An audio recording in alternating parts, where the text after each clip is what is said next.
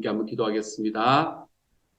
사랑하는 하나님, 우리에게 하나님께서 이 세상을 살아가는 가운데 영적인 전쟁을 할 수 있는 힘도 더하여 주시고 능력도 더하여 주시고, 그렇게 우리가 영적인 전쟁을 해 나가는 순간순간마다 성령 하나님께서 우리의 삶을 붙잡으시고 인도하여 주셔서 하나님 앞에 담대할 수 있도록 도와주시니 감사를 드립니다. 주님, 주와 함께 걸어가는 이 담대함 위에서 주님이여, 우리가 한 걸음 한 걸음 디뎌내는데 부족함이 없게 하여 주시고, 주여, 우리 하나님 앞에 하나님과 함께 성령 하나님과 함께 주님이 싸워나가는 모든 싸움의 순간순간마다 하나님의 승리를 경험할 수 있는 주님의 사람이 될 수 있도록 아버지여 도우시고 인도하여 주옵소서. 오늘의 말씀 속에서 주님께서 우리에게 무엇을 가르치시는지를 알아볼 수 있는 능력을 더하시기를 소망하며 모든 말씀을 우리 주님 예수님 이름으로 기도드립니다. 아멘. 아멘. 이 시간 하나님께서 우리에게 주시는 말씀을 함께 읽습니다. 사무엘하 21장 15절부터 22절까지의 말씀입니다. 사무엘하 21장 15절부터 22절까지의 말씀.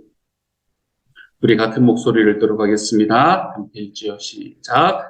블레셋 사람이 다시 이스라엘을 치거늘 다윗이 그의 부하들과 함께 내려가서 블레셋 사람과 싸우더니 다윗이 피곤하매 거인족의 아들 중에 무게가 300세겔 되는 노창을 들고 세 칼을 찬 이스비브노비 다윗을 죽이려 하므로 스루야의 아들 아비새가 다윗을 도와 그 블레셋 사람을 쳐 죽이니, 그때에 다윗의 추종자들이 그에게 맹세하여 이르되 왕은 다시 우리와 함께 전장에 나가지 마옵소서, 이스라엘의 등불이 꺼지지 말게 하옵소서 하니라.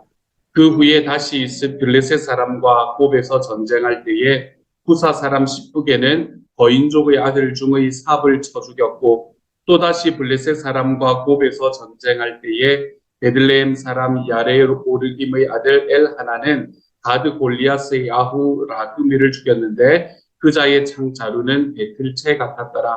또 가드에서 전쟁할 때에 그곳에 키가 큰 자 하나는 손가락과 발가락이 모두 각기 6개씩 모두 24개가 있는데 그도 거인족의 소생이라.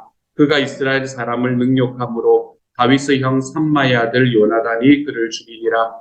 이 네 사람 가드의 거인족의 소생이 다윗의 손과 그의 부하들의 손에 다 넘어졌더라. 아멘.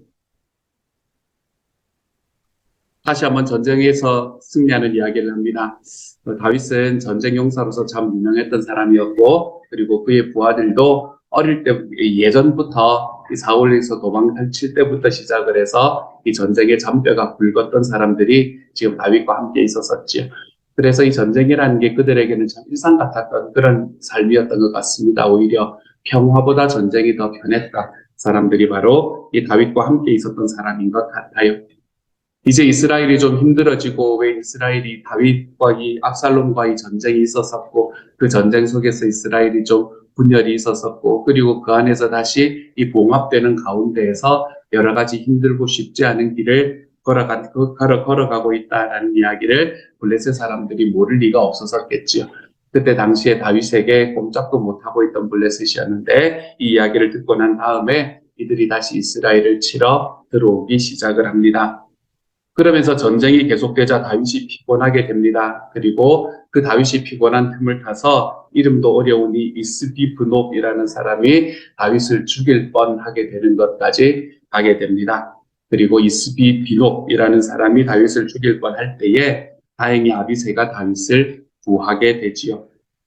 그 이후에도 블레셋은 끈질기게 이스라엘을 괴롭혔습니다. 이 블레셋이라는 나라가 이스라엘의 큰 대적이었는데, 이때는 이 다윗의 시대 때는 블레셋이 대적이었지만 그 이후에도 계속해서 이스라엘은 전쟁을 하면서 나아갈 수밖에 없는 민족이었습니다. 아람과의 전쟁이 있었고, 아스루와의 전쟁이 있었고, 또 바벨론과의 전쟁이 있었습니다. 이런 나라들이 계속해서 나타나서 이스라엘을 위협하고 이스라엘과 전쟁을 하려고 뛰쳐 나오는 것을 볼 수 있는 것이 이스라엘의 역사 속에서 우리가 알 수 있는 일입니다. 이스라엘의 역사를 바라보면서 우리가 깨달을 수 있는 한 가지의 사실이 있습니다. 그것은 이스라엘이처럼 끊임없이 전쟁을 하면서 살아갔던 것처럼 우리의 영적 전쟁도 마찬가지겠구나라는 것을 우리는 깨달을 수 있게 됩니다. 우리의 영적 전쟁도 이스라엘이 경험했던 이 끊임없는 전쟁과 같은 그런 전쟁일 것입니다. 사탄은 아마도 우리를 여러 가지 방법으로 괴롭힐 겁니다. 블레셋이 지금 이스라엘을 쳐들어가서 괴롭히고 있는 것처럼 사탄은 우리의 영적인 상황을 계속해서 공격할 겁니다. 아마도 우리가 이 땅을 떠날 때까지 우리를 괴롭힐 겁니다.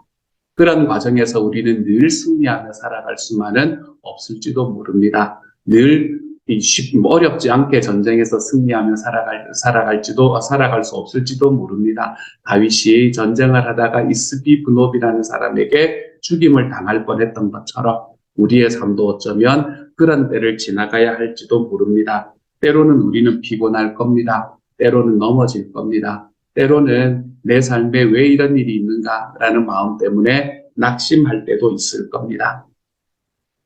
여러분, 그럴 때 우리에게 정말 필요한 게 무엇인지 아십니까? 물론 하나님에 대한 확실한 믿음, 이게 필요한 건 너무나 분명하지만 우리들의 삶에서 많은 영적인 전쟁 속에서 내가 낙심하고 넘어지려고 하고 할 때에 우리에게 필요한 것은 바로 아비새가 필요합니다. 우리의 주변에 나를 돕는 지체가 필요하다는 이야기입니다. 오늘 말씀에서 아비새가 다윗을 도와서 다윗이 죽임을 당할 뻔했던 곳에서 피할 수 있었던 것처럼 함께 나를 기도하며 함께 나를 격려해주고 함께 나를 돕는 지체들이 함께 있을 때에 우리는 이 만만치 않은 영적인 싸움을 이기며 나아갈 수 있는 사람이 될 수 있을 겁니다.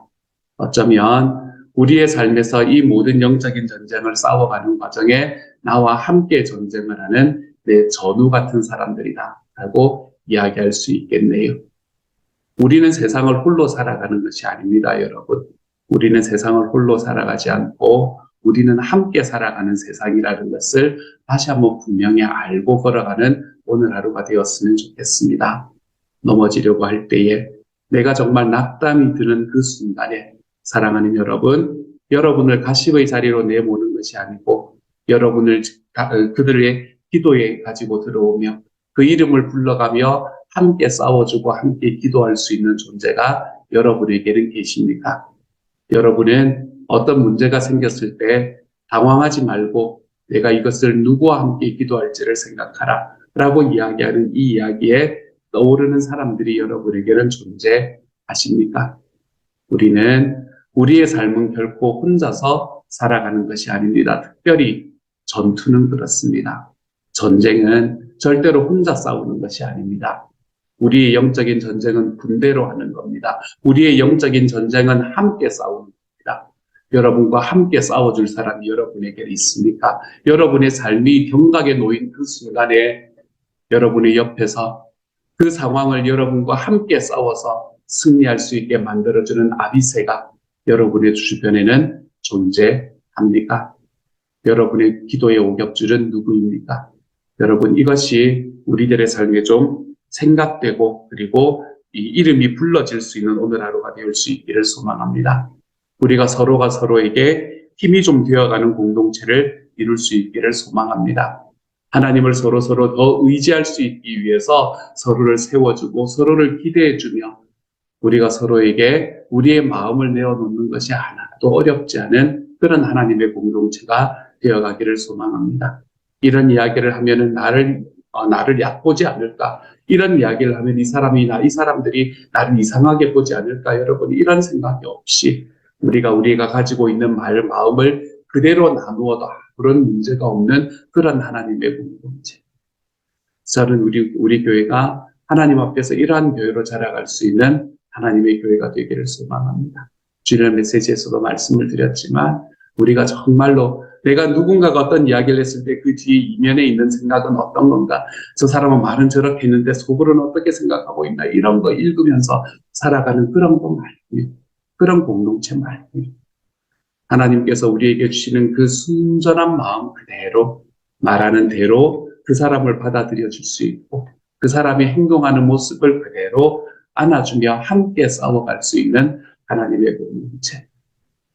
저는 이런 공동체를 생각을 하면서 저에게 한 가지 생각이 났던 것은 이상한 변호사 우영우라는 드라마였습니다. 제가 드라마를 다 보지는 않았지만 저는 드라마는 웬만하면 요약본으로 보거든요. 유명하다 그러면 요약본으로만 보는데 거기에 나오는 최수연이라는 사람이 있습니다. 우영우라는 사람의 친구 최수연이라는 사람. 저는 그 짤이 참 좋거든요. 그거 하면서 나오는 거. 자기를 어떤 그거로 이 별명으로 불러주면 좋겠다라고 이야기할 때, 자기는 어떤 별명으로 부를 수 있겠냐, 그러면서 이 주인공인 우영우에게 최수연이라는 사람이 물어봅니다. 그러면서 하는 이야기가, 뭐, 최고 미녀, 뭐, 최강 동안, 뭐, 이러면서 이야기를 합니다. 하지만 그렇지 않다고 이야기를 하면서 이 우영우는 뭐라고 이야기를 하냐면, 너는 내가 정말 힘들고 어려울 때 나와 늘 함께 있어줬던 사람이고, 그리고 그 모든 큰 일들은 아니었지만 작은 과정 속에서 나한테 늘 신경을 써줬던 사람이다. 그래서 너는 나한테 봄날의 햇살과 같은 사람이다. 라고 이야기를 하는 그 이야기가 제 마음에 참 많이 와닿았던 그런 순간이 있었습니다. 나는 누군가에게 봄날의 햇살이 되고 계십니까, 여러분? 여러분에게는 누가 나의 봄날의 햇살과 같은 사람입니까? 내가 그 사람을 조종하고 싶은 그런 사람 말고, 내가 그 사람을 가십자리에 놓는 그런 사람. 내가 누군가에게 봄날의 햇살이 되어줄 줄 아는 오늘 하루가 되었으면 좋겠습니다. 누군가가 나에게 봄날의 햇살이라는 것이 느껴지는, 그것이 경험되는 오늘 하루가 되어갔으면 좋겠습니다. 저는 우리 교회가 이런 우리 서로의 영적인 전쟁 속에 서로를 위해서 함께 어깨 빌려주며 함께 싸워갈 수 있는 봄날의 햇살과 같은 존재들이 서로 되어가는 오늘 하루가 될 수 있기를 우리 주님의 이름으로 소망합니다. 이렇게 싸워가던 이 아비새와의 이야기가 17절의 말씀에서, 17절의 앞부분의 말씀에서 끝나고 난 다음에 17절의 뒷부분의 말씀은 또한 우리에게 이런 이야기를 들려줍니다. 17절의 뒷부분은 이렇게 말하지요. 그때의 다윗의 추종자들이 그에게 맹세하여 이르되 왕은 다시 우리와 함께 전장에 나가지 마옵소서, 이스라엘의 등불이 꺼지지 말게 하옵소서 하니라. 이렇게 이야기를 합니다. 세번역 성경으로 한번 읽어보겠습니다. 그런 다음에는 다윗의 부하들이 다윗에게 다시는 자기들과 함께 싸움터에 나가지 않겠다고 약속을 받고서 그에게 말하였다. 임금님은 이스라엘의 등불이십니다. 우리는 우리의 등불이 꺼지지 않도록 지키고자 합니다. 이렇게 이야기를 합니다. 여기서 다윗의 별명이 하나가 나오네요. 그렇죠? 부하들에게 불려지는 다윗의 별명은 이스라엘의 등불이라는 이 별명이었던 것 같습니다. 다윗이 이스라엘의 등불이라는 말은 다윗이 이스라엘이라는 국가 전체의 희망과 같다라는 표현이 되겠지요. 여러분, 다윗은 어떻게 이런 멋진 별명을 얻을 수 있었을까요? 먼저 다윗은 자기가 이스라엘의 등불이 되기 위해서 진정한 등불이신 하나님을 의지하고 걸어가는 사람이었었습니다. 그는 하나님을 의지하고 어떤 상황 속에서도, 어떠한 삶의 상황 속에서도 주님께서 말씀으로 길을 밝혀주시기를 기도하고 걸어갔던 사람이었습니다.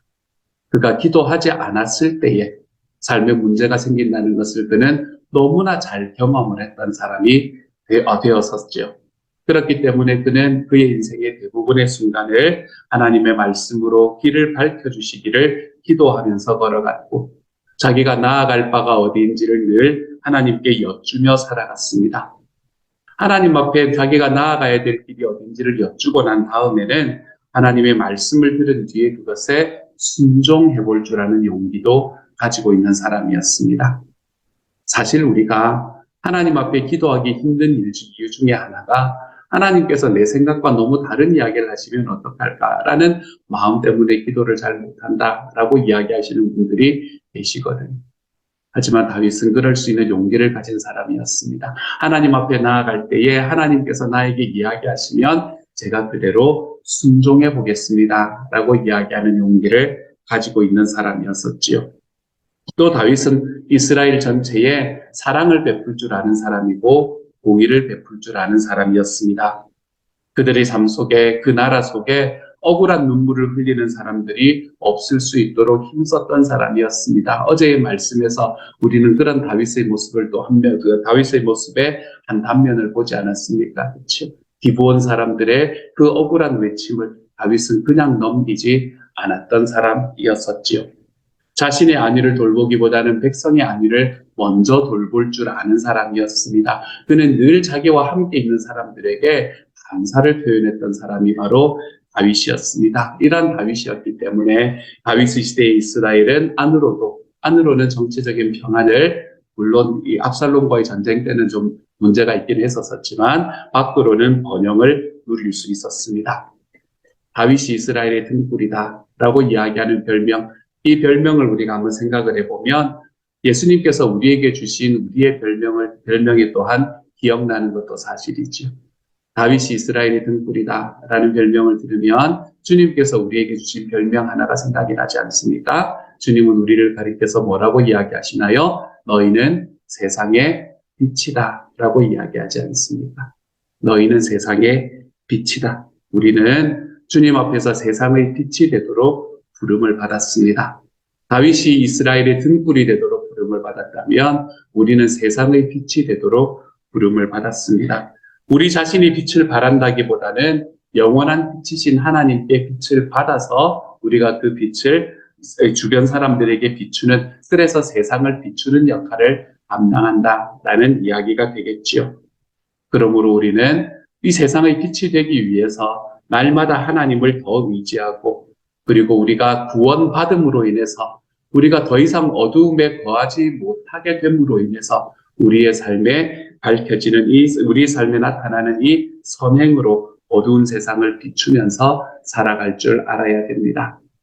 세상의 빛이 된다라고 이야기를 하면 우리는 너무 거창하게 생각을 하는 경우가 있어요. 하지만 세상의 빛이 된다는 말은 절대로 거창한 이야기가 아닙니다.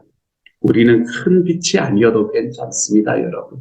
우리의 삶의 작은 공동체 안에서, 우리의 가정이라는 작은 공동체 안에서, 우리의 목장이라는 작은 공동체 안에서 우리는 서로에게 내가 빛이 되어주는 삶을 살아가기 시작을 할 때에 하나님께서는 그곳에서 우리가 세상의 빛이 되고 있음을 기뻐하시는 분이 바로 우리 하나님이 되신다는 것을 기억하시기를 소망합니다. 주님은 우리가 크든 작든 우리의 삶에 빛으로 살아가는 한 사람이 되기를 원하시는 겁니다. 여러분, 어둠이라는 것은 그 빛의 크기가 크든 그 빛의 크기가 작든 그곳에, 내가 살아가는 곳에 빛이 비추어지는 순간에 어둠은 물러가기 마련입니다. 저는 예전에 이것을 맘모스 동굴이라는 곳에 가서 너무 잘 경험을 했었습니다. 테네시에 있던 곳이었던 것 같은데 제가 정확히는 기억이 안 납니다.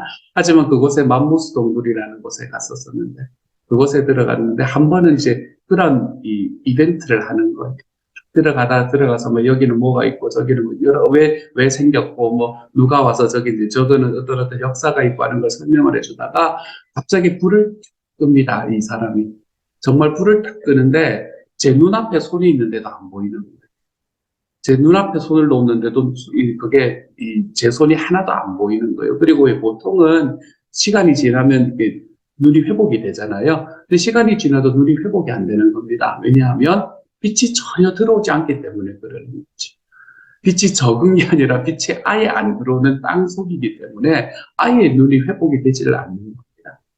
그러면서 이제 그렇게 딱 끄고 난 다음에는 이전에 비췄던 빛의 크기만큼, 빛의 광원만큼을 비추지 않습니다. 요만한 빛 하나를 딱 비춰줘요. 그러면 요만한 빛이 하나가 딱 비춰졌는데 주변에 있는 사람들이 크다 보이는 것을 딱 경험을 하게 될 때, 아, 빛이라는 거는 크든 작든 별 상관이 없구나라는 거를 제가 그때 한번 깊이 깨달은 적이 있습니다. 빛의 크기가 크든 빛의 크기가 작든 우리는 그 빛을 비추기만 한다면 어둠은 그곳에서 물러가게 되는 것이 상식이 되는 겁니다. 우리의 빛이 크지 않아도 좋습니다. 작은 빛이라도 어둠을 물리칠 수 있습니다. 그러므로 여러분이 서 있는, 우리 각자가 서 있는 바로 그 자리에서 묵묵히 하나님의 빛을 좀 바라며 살아가는 하나님의 사람이 되어 가시기를 소망합니다. 이 다윗이 이스라엘의 등불처럼 살아갔듯 저와 여러분은 주님께서 우리에게 말씀하신 것처럼 이 세상의 빛이 되어서 주님께서 우리에게 비춰주시는 그 빛을 이 세상에 환하게 밝히며 살아가 볼 줄 아는 하나님의 사람. 그래서 세상은 모두가 내가 성공하는 게 더 중요하다라고 이야기하며 걸어가게 만드는 이 세상의 문화에 거슬러 우리가 함께 하나님을 향해 성공해 나가는 겁니다. 라는 것에 대한 분명한 확신으로 나는 당신을 성공시켜주는 자리에 서 있고 당신은 나를 성공시켜주는 자리에 서 있는 이 아름다운 사랑의 선순환들이 우리 안에 일어나는 이런 모습들을 빛으로 비추며 살아가 볼 수 있는 하나님의 사람들이 좀 되어 가시기를 우리 주님의 이름으로 축복합니다. 이 시간 같이 한번 기도하며 나아가십시다. 같이 기도합니다. 사랑하는 하나님, 우리들의 삶에서 하나님, 제가 누군가에게 봄날의 햇살이 될 수 있도록 주님께서 도와주십시오. 아비새가 다윗에게 그랬던 것처럼 누군가의 영적인 전쟁이 있을 때에 삶의 어려움이 있어서 아프고 어려워하는 그 순간에 하나님이여 함께 어깨 걸고 걸어가 볼 수 있는 주님의 사람이 되게 해주십시오. 하나님, 우리가 이 세상을 살아가며 다윗이 이스라엘의 등불로 살아갔던 것처럼 우리는 세상의 빛으로 살아가 볼 수 있게 하여 주옵소서. 사랑하는 주님, 그것이 크든 작든 아무리 작은 빛이 비춘다 하더라도 그곳에 어둠은 물러갈 수밖에 없다. 주님, 이것을 기억할 수 있게 하여 주셔서 너무나 작아 보여서 이건 뭐 도움이 될까 생각하는 그런 자리에서 벗어나 하나님이여, 우리 하나님 앞에서 정말로 세상의 빛으로 주님께서 우리에게 비춰주시는 그 빛을 잘 반사하며 주님 잘 세상에 내어놓으며 살아가 볼 수 있는 하나님의 사람들이 될 수 있도록 주여 도와 주옵소서. 내 삶에 문제가 있을 때에 두려워하지 말고 이상하게 여기지 말고 내가 누구와 함께 기도할지를 생각하라. 주님이여, 우리에게 이런 사람이 있는지, 내가 누군가에게 이런 사람이 되고 있는지를 다시 한번 돌아보는 하루 될 수 있도록 주님께서 도와주옵소서. 모든 말씀 우리 주님 예수님 이름으로 기도드립니다. 아멘. 하늘에 계신 우리 아버지여, 이름이 거룩히 여김을 받으시오며 나라의 마옵시며 뜻이 하늘에서 이룬 것 같이 땅에서도 이루어지이다. 오늘날 우리에게 일용할 양식을 주옵시고 우리가 우리에게 죄 지은 자를 사하여 준 것 같이 우리 죄를 사하여 주옵시고 우리를 시험에 들게 하지 마옵시고 다만 악에서 구하옵소서. 대개 나라와 권세와 영광이 아버지께 영원히 있사옵나이다. 아멘.